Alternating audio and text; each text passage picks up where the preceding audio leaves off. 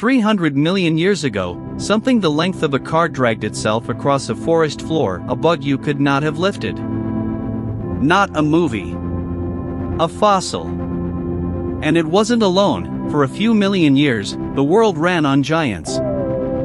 We call the biggest of them Arthropleura, the largest bug that has ever lived. But its size isn't just a record. It's a clue. Because the same thing that let these giants exist may be the reason they vanished and never came back. I'm Lost Creatures, where we dig up what deep time buried. So let's dig up a world of monsters and find out what really made them and what unmade them. Start on the ground, in the coal swamps of the Carboniferous roughly 320 million years ago. The rock that would become our coal was, back then, a hot, wet, oxygen-rich forest. And crawling through it was Arthropleura, a relative of millipedes and centipedes that reached, at its largest, close to 2.5 meters long. Not 2.5 centimeters. Meters. It is, as far as we know, the biggest land invertebrate that has ever existed. For a long time we only had its body, segment after armored segment, but never a face. Then, in 2024, researchers finally described a head, from 2 young fossils. And it was strange, the body of a millipede, but a head carrying features of a centipede, small mandibles, and eyes on short stalks. Those stalked eyes hint that the young may have started life in water before crawling onto land, though that part is still an inference, not a settled fact. What the fossils do settle is that this giant was a plant and litter eater, not a hunter. A car-sized vegetarian. And it shared its world with something in the air. Meganeura, and its even larger American cousin Meganeuropsis, had wings that spanned up to about 70 centimeters, the size of a hunting bird. We often call them giant dragonflies, but that's a shortcut worth correcting. They belong to an extinct group, the griffinflies. Close relatives of dragonflies, but not the same thing. Set one beside the biggest dragonfly alive today, a wingspan of maybe 19 centimeters, and the modern one looks like a scale model. So this is the picture the fossils give us, and it's solid. For a stretch of deep time, the small things were enormous. The question is what made that possible? For decades, the answer was one word: oxygen. Here's the logic, and it's elegant. An insect doesn't breathe the way you do. There are no lungs pumping air to blood. Instead, air seeps in through tiny holes in the body and travels down a branching network of pipes, the tracheae reaching the tissues by simple diffusion. Passive. No pump. And diffusion has a reach. Push too much body between the outside air and the deepest cell, and the oxygen can't get there fast enough.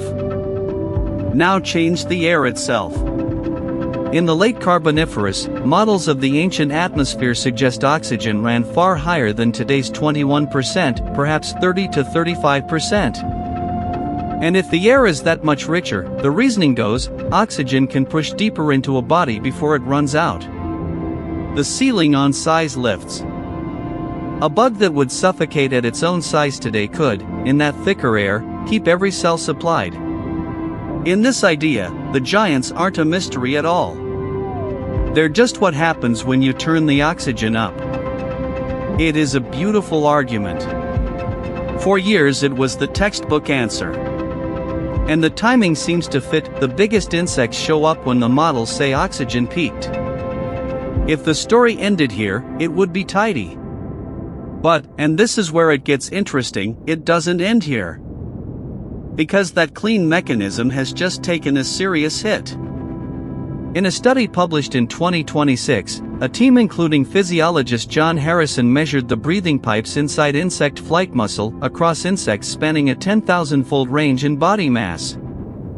If oxygen delivery were the thing limiting size, you'd expect a giant to be crammed with far more of those pipes to feed its muscles.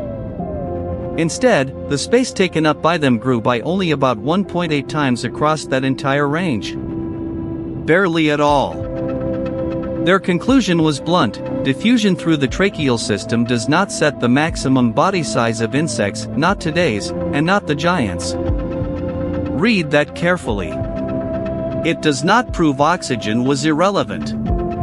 Insects raised in low oxygen still tend to shrink, and some grow larger in extra-rich air, so oxygen is clearly involved. What the new work challenges is the specific machinery everyone reached for, the idea that the breathing pipes were the hard ceiling that high oxygen lifted. That beam under the hole oxygen made them giant story is now contested. So if the pipes weren't the limit, what was? Honestly, we're not sure, and it's probably not one thing. Flight energy, watery young, fewer hunters in the sky. Oxygen is part of the picture. It may not be the whole frame. Which leaves the last question, and maybe the most human one: if the giants were real, why is the biggest bug in your garden a beetle? Part of the answer is the air letting go. As the Carboniferous gave way to the Permian, those high oxygen levels fell back toward modern values, and the very largest forms disappear alongside that decline. But there's a second turn. When researchers tracked insect body size across hundreds of millions of years, size followed oxygen early on, but after about 150 million years ago, oxygen stopped explaining the shrinkage. What lined up better was the sky filling with a new kind of hunter, flying vertebrates, and eventually birds.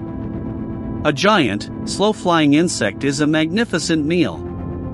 Being that big and that visible stops being an advantage and becomes a target. So here's the version we'll carry. High oxygen probably helped open the door, even if not through the simple pipe limit we assumed. Then a cooling of the air, and the rise of things that eat you on the wing, quietly closed it. The giants weren't a fluke. They were a window.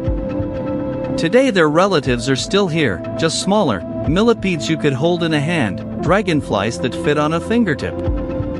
Echoes of a time the Earth ran a different atmosphere and let the small things become monsters.